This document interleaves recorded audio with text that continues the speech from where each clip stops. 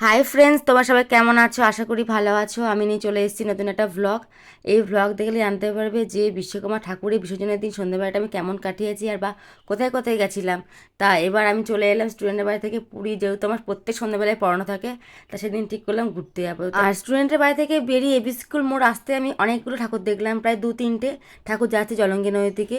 আর AB স্কুলের মোড়ে এসে দেখি এই বিশ্বকর্মা ঠাকুরটাকে 7বার ঘোরানো হলো। 7বার ঘোরানোর পর এবার রওনা দিল জলঙ্গি নদীর দিকে, আর আমি রওনা দিলাম ধুবুলিয়ার দিকে। আর যেহেতু প্রত্যেক সন্ধ্যাবেলায় মোটামুটি আমার পড়ানো থাকে, তা সেদিন একটু ফ্রি ছিলাম, পড়ানো ছিল না, তাই একটু বেরিয়ে পড়েছিলাম ধুবুলিয়ার দিকে। আর এবার শেষমেশ চলে এলাম রেস্টুরেন্টটাতে। তা তোমরা তো এই রেস্টুরেন্টের ভিডিও আগে দেখেছো, তা অনেকদিন পরে এই রেস্টুরেন্টে আসা হলো। রেস্টুরেন্টে পৌঁছে প্রথম কাজ হচ্ছে কি, কোথায় বসবো সেরকম একটা জায়গা খুঁজে নেওয়া।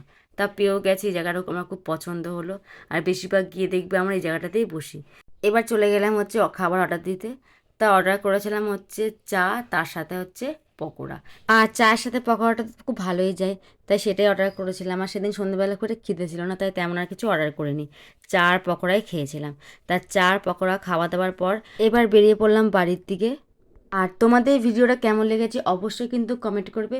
আর তোমরা প্রত্যেক সন্ধ্যাবেলাটা কেমন কাটাও সেটা আমাকে জানাতে ভুলো না।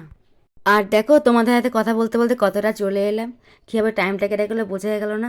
তা আজকের মতো টাটা বাই, আবার দেখা হবে নেক্সট ব্লগে।